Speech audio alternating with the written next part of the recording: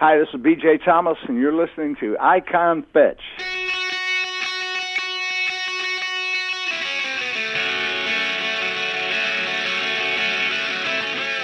Welcome to Icon Fetch, the web's premier music interview show. Now, here's your host, Tony Peters. It is Icon Fetch, and I am Tony Peters. Thanks for joining us again. Now, John Hall has been able to live two distinctly different lives. In one, he was a part of the 70s soft rock outfit Orleans, co-writing their two big hits, Dance With Me and Still the One.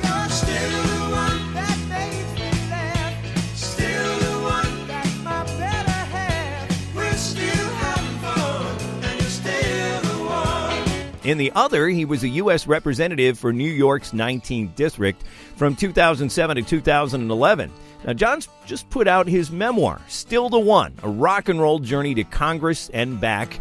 And in it, we find out several times where his two worlds intersect. We also learn that he struck up a friendship with Janis Joplin, and he had a large hand in the No Nukes concert that featured heavyweights like Raitt and Jackson Browne. And to talk about it, we welcome to the show John Hall.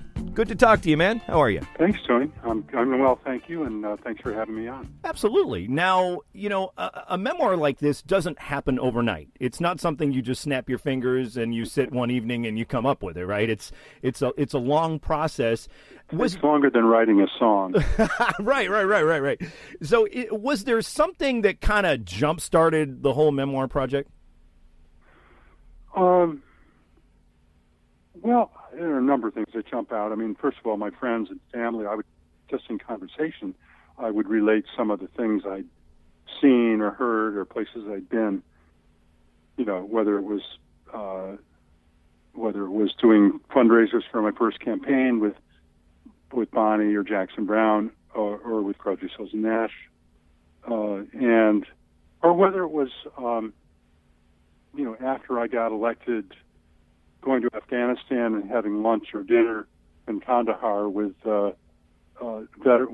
active duty personnel who would become veterans from New York State or from my own district, and asking them, "What can I get for you? What do you really need?" Because I'm going back to D.C.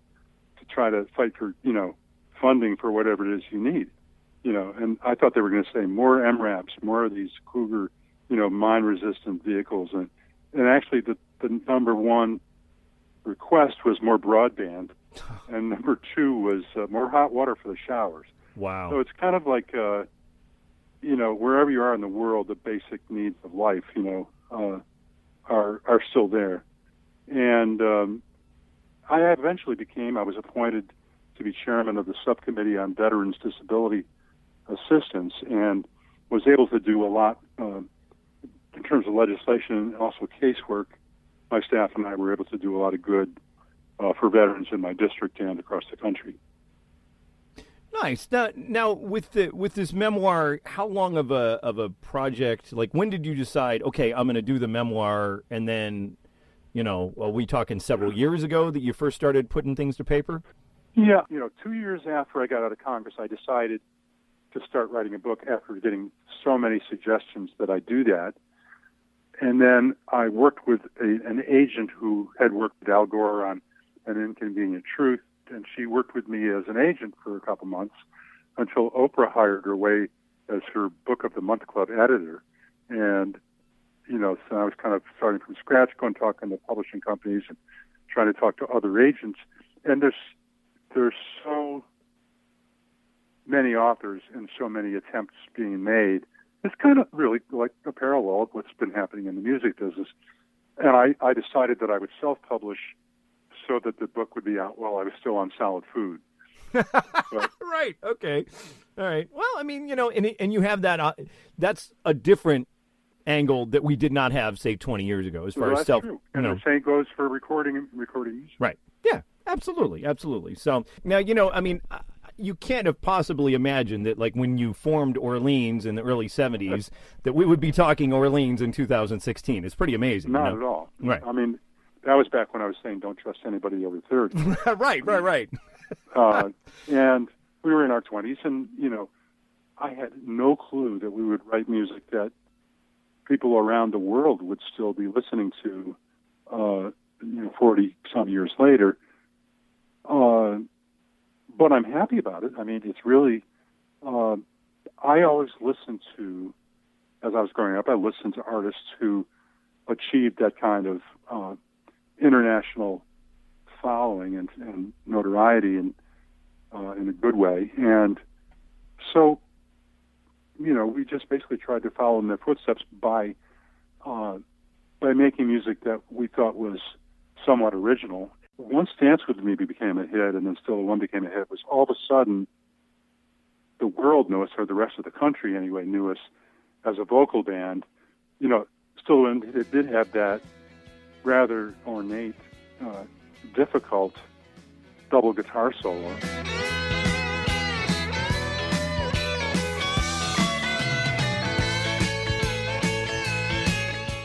That, we were on the same label with the Eagles, and we were listening to their stuff and going, well, we got to play something that's going to be, that's going to make them sit up and listen. Right. And we felt the same way about the Allman Brothers, who I played on the same stage with when I was touring with Taj Mahal before Orleans. I wanted to touch on a couple of things from the book because I found them interesting. That a lot of people don't realize you were actually friends with Janis Joplin. How did that friendship evolve? Well, my wife at the time, my ex, Johanna, was a journalist writing for the Village Voice in New York, and she had written a good review of Janis's Cosmic Blues album with the horns and everything after she left Big Brother. And Janis was so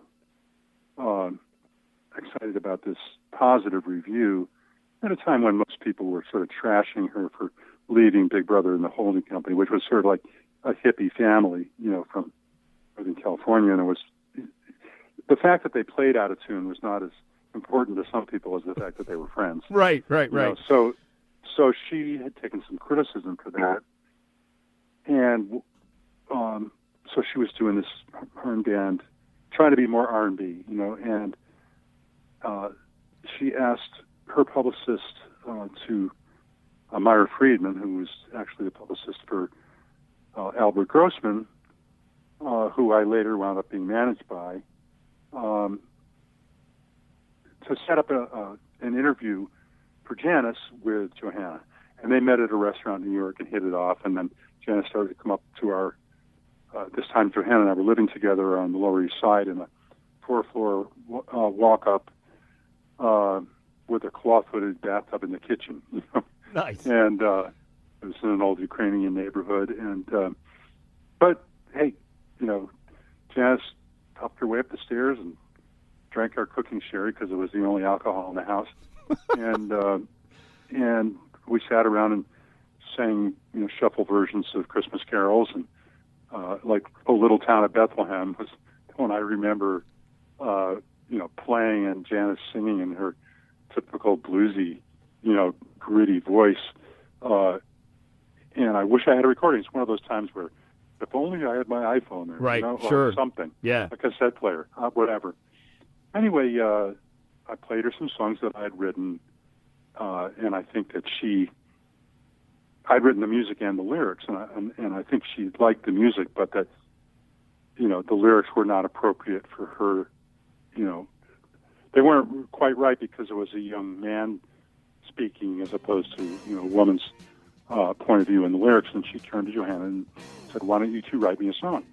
You're a woman and a writer. He's a musician and a songwriter, so, write me a song." So we did write the song Half Moon. Half moon, nighttime sky, 7 stars, heaven's eyes, 7 souls from 7 seas, just to bring all your sweet love home to me. We put it together and went out to California to Marin County and taught it to Janis in her living room with the Full Tilt Boogie Band, which was the next assemblage that she put together. So Janis loved the song and did it from then every performance until she died, including the train tour across Canada, and including the Dick Cavett show, and it was just And it was on the B-side of Me and Bobby McGee. So those were in the days when a 45 RPM vinyl single would pay, according to the Copyright Act, it would pay, of course, the airplay would go to the A-side, Me and Bobby McGee, but the mechanical royalties would be equal to the B-side to the A-side. So, plus the song was on the Pearl album, and then as soon as Janis died, it was on a couple of posthumous collections that were released, repackaged. And so that one song, that was in the days when people would listen deep into albums, and they would know Try a Little Harder, and they would know Cry Baby, and they would know a bunch of other songs. They would know Half Moon, even though Me and Bobby McGee was the one who was getting most of the radio play. And many times when I've run across Chris Christopherson, I've thanked him for writing such a great A-side. Right, yeah. Because we got to ride along with it on the B-side. And, sure. And Chaka Khan also recorded that song. The Fifth Dimension recorded that song. It just, it was the first song of ours of mine, that it had that kind of appeal across styles and different artists. And then Dance With Me, when it came out, was another level of sophistication on the writing part and arranging part. That song was covered by Chet Atkins, one of my boyhood guitar heroes. Yeah, see, that's got to be a thrill when you look. Yeah, one of George Harrison's guitar heroes. Dance with me, I want to be a partner, can't you see? The music is just starting, night is calling, and I am falling. Dance with me. I'm also happy about being able to play with the band Orleans, which we're still we played the last 4 years since Larry passed away. Larry Hoppin, my fellow original member of the group, who's a master of keyboards, guitar, trumpet, melodica, etc., bass, but also had that tenor that was the lead voice on Still the One or Dance With Me. I always wanted to write, I always wanted to sing high like Little Richard or Paul McCartney, but my natural voice is a baritone, so I sing the third harmony below Larry, and Lance usually sings the falsetto part above Larry, and he was the melody on our hits. But unfortunately, we lost him 4 years and a couple months ago, 3 months ago, and Lance called me up and said I was still coming out of my own, transformation health-wise, and just also being, back to whatever real life is instead of being in politics. And Lance called me up and said, A, my brother just died, and we commiserated about that because I've had brothers die, and it's not fun, and it's not easy. But Lance also said, you're the only guy in the world who doesn't have to rehearse. Would you come finish these gigs for the rest of the year with us? Because we all have to work, Right. And there's contracts for them and so on. So I said, sure, I'd be happy to, and I did, and it was such a good sound. The guy who replaced me when I was in Congress or when I was doing solo work, a guitar player from Gloucester, Massachusetts, named Fly Amaro, who's also a terrific singer as well as a guitar player, he and I got to play together for the first time.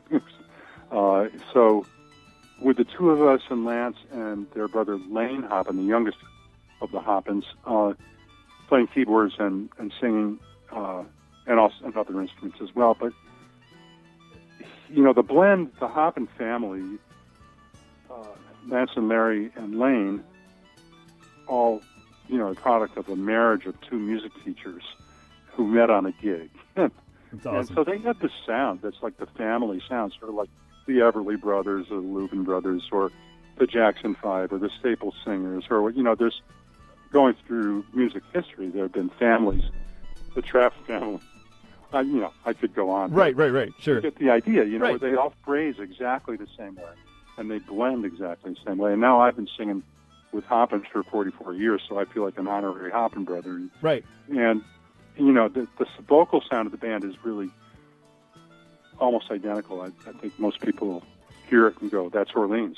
you look at how the industry has changed in the time that you've been in it, and it used to be that, I mean, you think about a single like "Still the One" can sell enough where, I'm sure you probably did pretty well on that single. You know what I mean? You're making money. God, yeah. And yet now, and I don't know how many 99-cent downloads on on iTunes or streams on Spotify or Pandora that equates to, it's just not there. And so, you have that aspect, and like you say, your record companies aren't necessarily fueling a band's career anymore. They're kind of just sort of taking existing bands that become, a YouTube sensation or whatever, and then they just provide the distributing. But the sort of development aspect that I'm sure you guys had, going up, I think that's one of the parts of that whole, of the business that doesn't seem to be there anymore. The developing the artists, That's very true, Tony, and also the motivation when I was a young musician and, working really hard to try to come up with better songs or arrangements so that we could get a record contract and have some kind of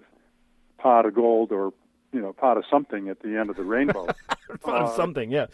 Yeah, I mean, now that I don't know that pot exists anymore unless you happen to be, a really funny cat on YouTube or, or have a talent that's so unique, like if you can play tapping your guitar with both hands and all 10 fingers while balancing a ball in your nose. Right. Or yeah. You see those. Yeah. Then you're probably going to get millions of hits, and you'll hit YouTube hits. Which, if you can monetize that, that's great. But that's another challenge. Still, the One is a good example because, look, I'm blessed and I'm not complaining. I really can't complain and shouldn't complain because,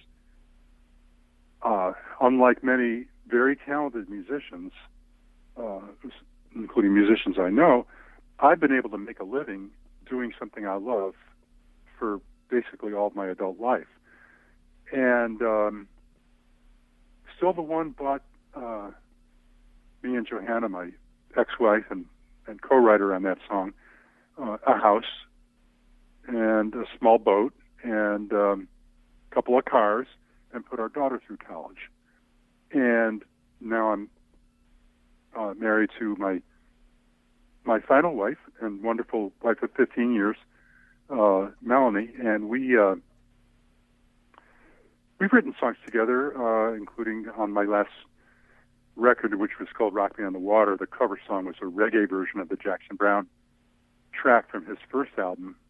And but I got a statement from Spotify last year, or maybe it was Pandora. It was one of the big ones. I think it was Pandora. It's that was reporting plays, spins, or whatever you want, downloads of Still the One in a 6-month period. 1.3 million spins in a 6-month period. And the check that they sent us was for $18. That is just, I mean, that is... And I'm sure you've heard stories like this before. I have, yes. It's basically the devaluing of music. It really is. You know, I look, I'm getting long in the tooth, and I'm on, I'm on Medicare already, and I can't complain about my life. My daughter has already, grown up and has a child of her own, and so I don't have to worry about that. And my wife and I are, have a couple of different income streams, but the publishing, writing royalty part of it is getting smaller every year, and has gotten comical. We just got to check a recording session I did a long time ago for 15 cents, which actually, it would be funny if I hadn't already gotten the check for 1 cent from the Musicians Union for a reuse or re-release of a song that I played guitar on for some other artist in L.A., decades ago. Yeah, that's... And, we feel like framing them instead of putting them in the bank, because it's not worth the gas that it would take to No. check to the bank. Not at all. Not at all. And I mean, it's actually, if they're using a 48-cent stamp to send the check, they're spend losing more money. Yeah. Right. More money spending it than I got from them. So,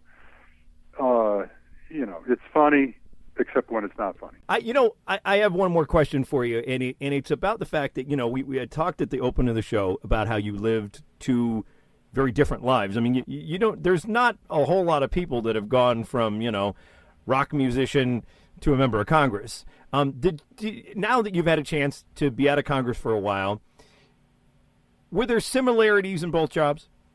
There are similarities that the individual who's doing it is the product. It's just like me being on stage trying to sell a song or a guitar solo, which sometimes it takes some selling, in terms of stage presence and looking people in the eye and playing with all the energy that you can muster, or singing with all the energy you can muster.